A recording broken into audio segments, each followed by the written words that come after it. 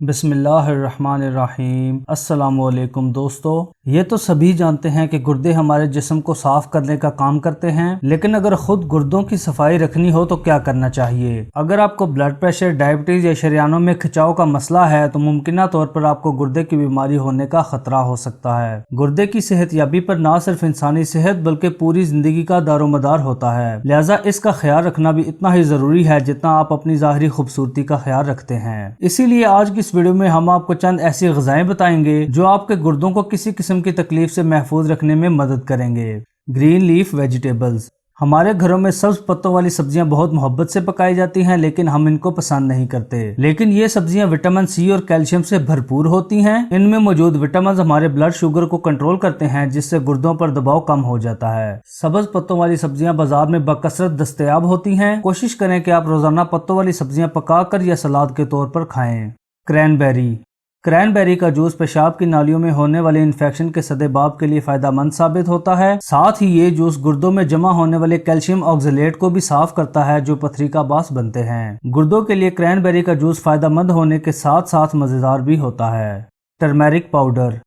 جسم میں ہونے والی سوزش اور جلن کئی بیماریوں کا سبب بنتی ہے، ان میں ایک گردوں کی بیماری بھی ہے۔ جسم کو انفلیمیشن سے پاک اور گردوں کو صاف رکھنے کے لیے آپ کو ہلدی کی موزوں مقدار کو اپنی خوراک میں شامل کرنا چاہیے۔ ہلدی میں کرکیومن ہوتا ہے جو انفلیمیشن کے خلاف لڑنے کی صلاحیت رکھتا ہے۔ ہلدی کو چاول، سالن، دالوں اور سبزیوں میں شامل کیجیے اور اپنے گردوں کو آرام پہنچائیے۔ ایپل۔ روزانہ ایک سیب صرف ڈاکٹر کو ہی دور نہیں رکھتا بلکہ گردوں کو بھی ٹاکسن سے دور رکھتا ہے۔ سیب میں موجود فائبر ٹاکسنز کو جذب کرتے ہیں جس سے گردوں کو کچھ خاص محنت نہیں کرنی پڑتی۔ اس کے علاوہ سیب ڈائجسٹو سسٹم کے راستوں یعنی آنتوں میں ہونے والی انفلیمیشن کو بھی ختم کرتا ہے۔ گارلک۔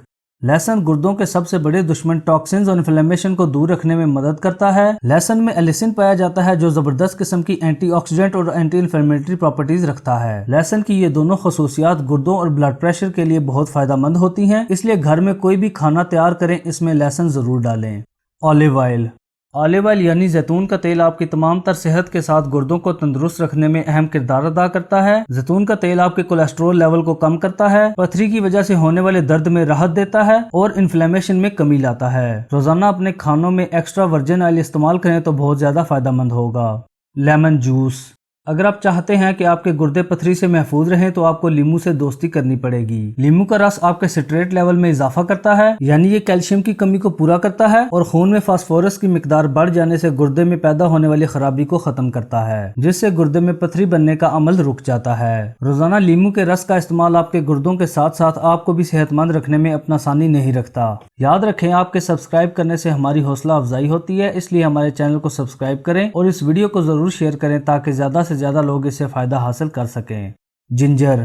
ادرک کے بے شمار فائدے ہونے کے علاوہ یہ گردوں کو صاف کرنے میں بہت مددگار ثابت ہوتا ہے۔ ادرک کچا ہو، پسا ہوا ہو، جوس میں ڈالا گیا ہو یا کھانے میں شامل ہو، یہ ہر طرح سے آپ کے گردوں کی صفائی پر مامور رہتا ہے۔ گردوں کی صفائی کے علاوہ ادرک قے آنے، بھوک نہ لگنے اور انفلیمیشن جیسے مسائل سے دور رکھتا ہے۔ دوستو، ان تمام فوڈز کو استعمال کرنے کے علاوہ زیادہ سے زیادہ پانی پینے کو اپنی عادت بنائیں۔ اس کے علاوہ لوبیا بھی گردوں کے لیے ایک بہترین غذا ہے۔ اگر کوئی گردوں میں پتھری محسوس کر رہا ہے تو اسے چاہیے کہ 6 گھنٹے تک لوبیا ابالے اور پھر اس کا پانی چھان کر ہر 2 گھنٹے بعد پی لے۔ 1 سے 2 دن میں اس کے بہترین نتائج سامنے آ جائیں گے۔ اس کے علاوہ گردوں کی پتھری کے لیے آپ تلسی، اجوائن، انگور اور انار کا استعمال بھی کر سکتے ہیں۔ امید ہے یہ ویڈیو آپ کے لیے مددگار ثابت ہوگی۔ ہماری دعا ہے اللہ پاک آپ کو اور ہمیں اپنی حفظ و امان میں رکھے اور تمام بیماریوں سے شفا عطا فرمائے۔ اس ویڈیو کو لائک اور شیئر ضرور کیجیے گا۔ ملتے ہیں اپنی نئی ویڈیو کے ساتھ، تب تک کے لیے اللہ نگہبان۔